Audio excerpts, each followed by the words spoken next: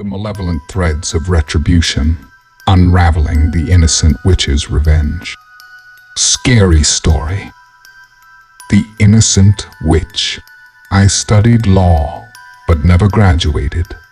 I decided to take another path because of the story I am about to share with you.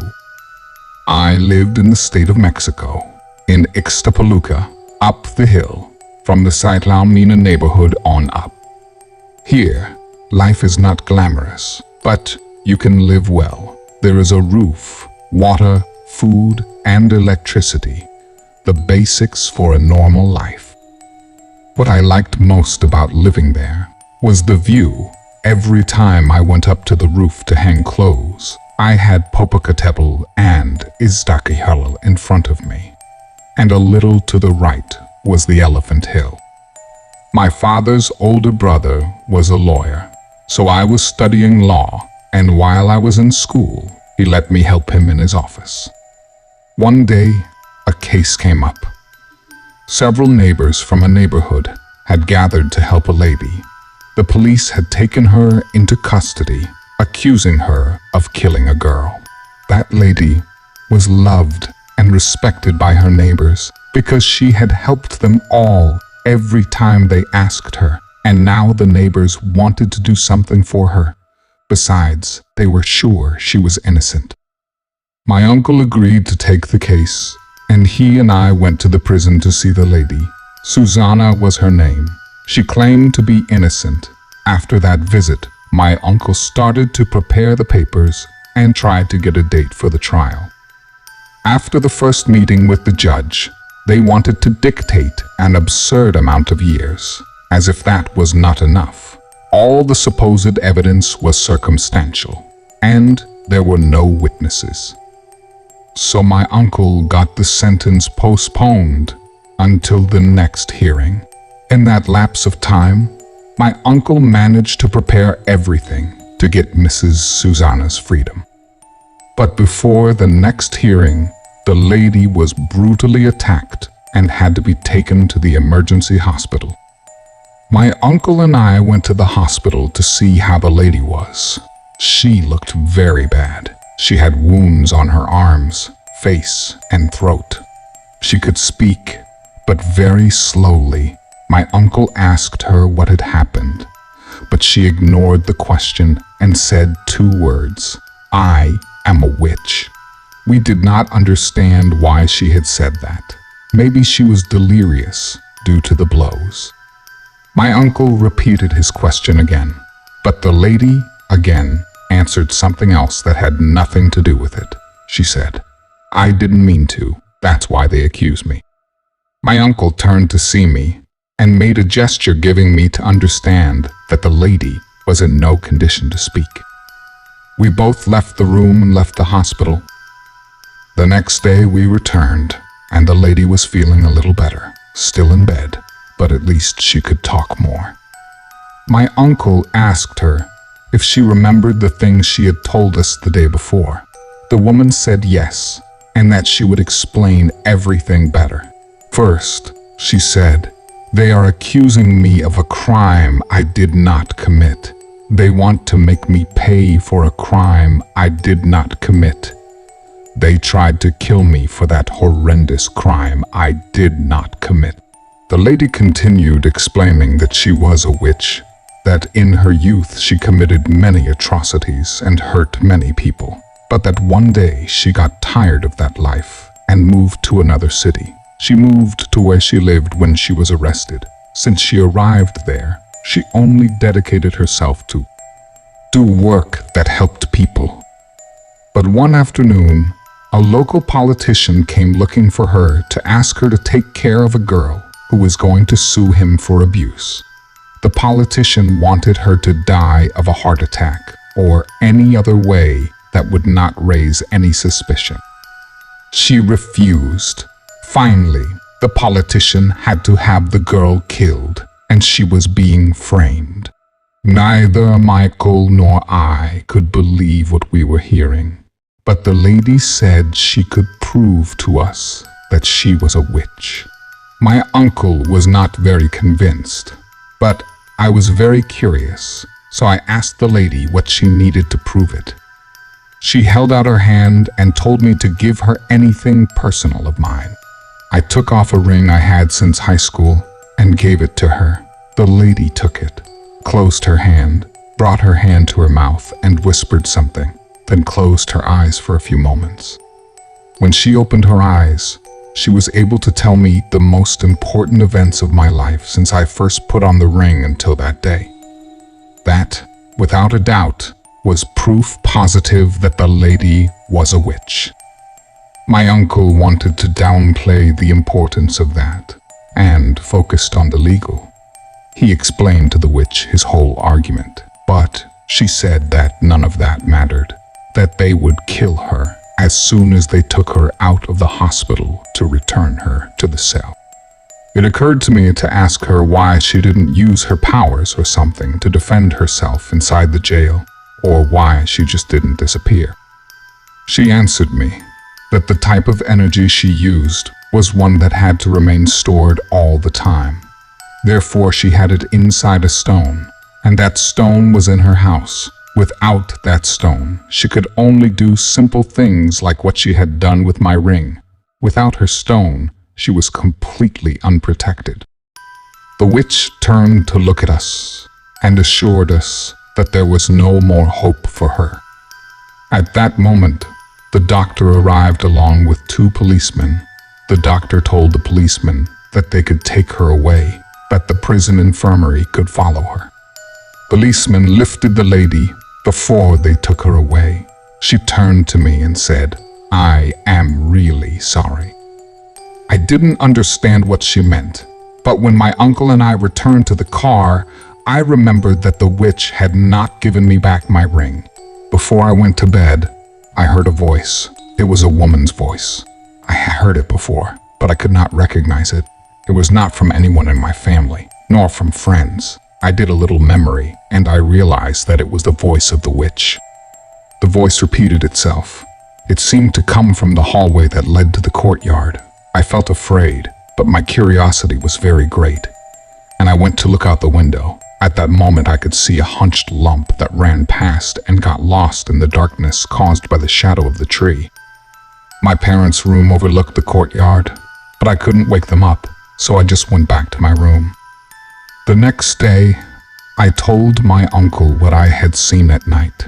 We were talking about it when he received a call. They had killed the witch when they took her to her cell. My uncle then disassociated himself. He did not inquire about who had killed her.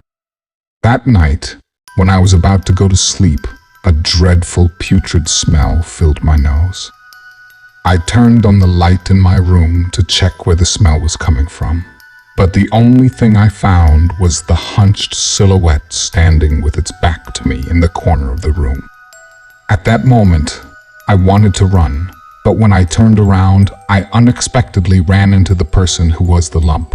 It was the witch, but she was all deformed. I was petrified with fear.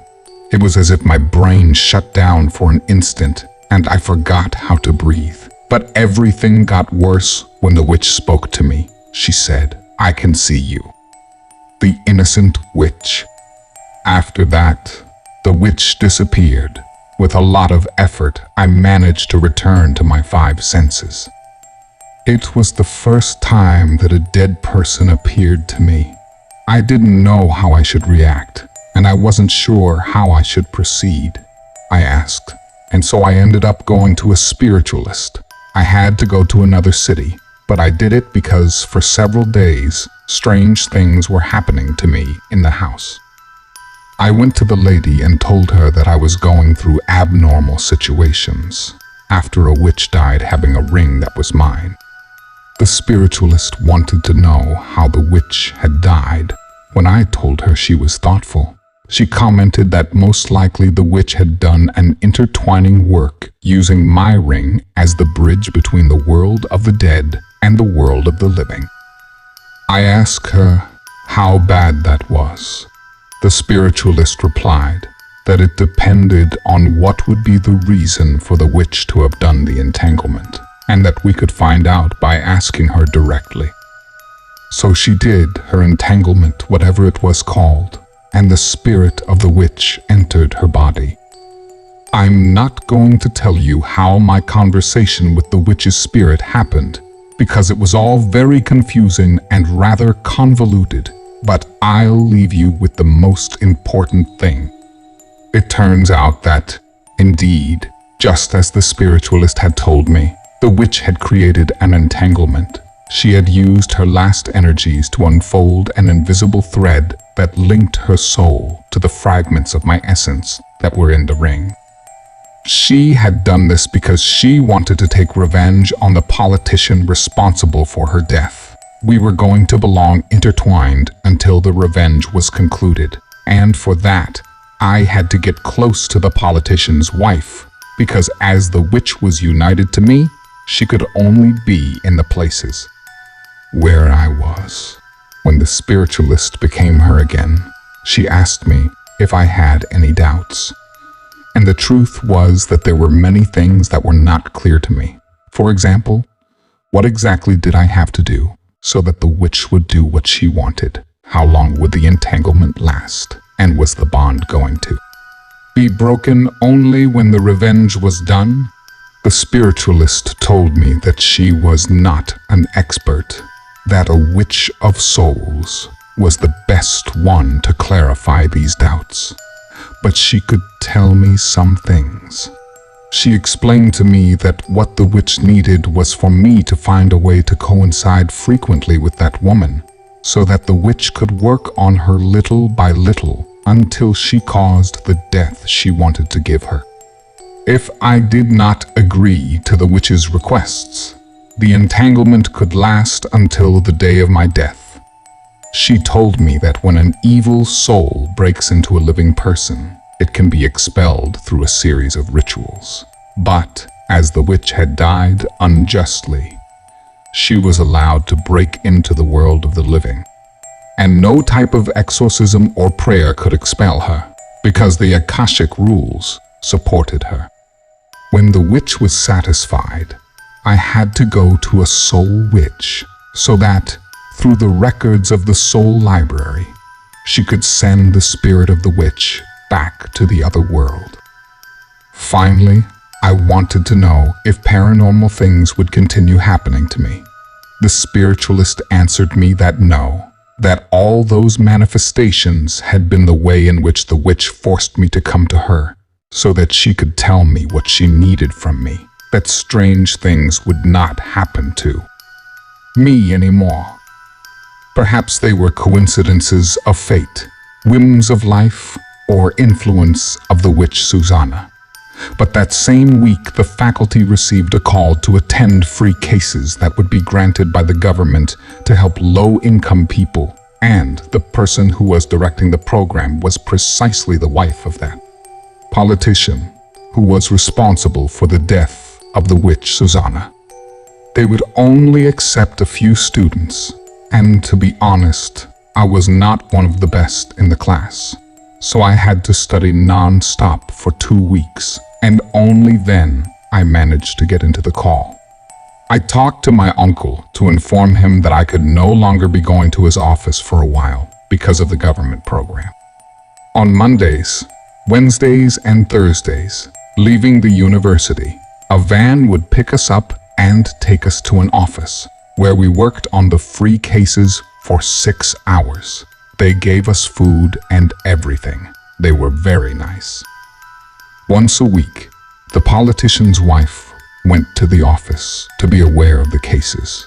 After all, it was his image that would look good or bad according to our work. I, in order to stand out, always took the most complicated cases, and when there were only simple cases, I took 2 or 3 at the same time. I did that so that when that lady came to the office, she would approach me because of the work I was doing. I must admit that I liked the work. I was learning a lot, gaining experience, and helping people, which was one of the reasons why I had entered law school in the first place. One Wednesday, The lady and I were talking about the case of a sick lady who the bank wanted to take her house away from her because of late payments. When suddenly the lady's eyes went white, she leaned back hard and went to the floor, with chair and all. Everyone in the office came over to help her, but not even two of them could lift her. They said she was too heavy, too much. The lady's eyes became normal again, and she started screaming that a witch wanted to take her away. With her finger, she pointed to a mirror that was behind me.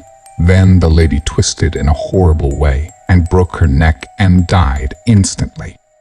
It was the most frightening and traumatic scene I have ever seen. I could not stand it. I left the faculty. I could not go back knowing that the death of that woman was partly my responsibility. As soon as I felt a little better, I went back to the spiritualist, and she told me where to find a witch of souls, and she did her part so that witch Susana would leave the world of the living. Thank you for joining us for this spine-tingling story. We hope you found it both thrilling and thought-provoking. If you enjoyed this video, please consider participating in our channel by subscribing, liking, and sharing it with your friends. Your support goes a long way in helping us create more engaging content for you. Goodbye, and may you always tread carefully in the world of the unknown.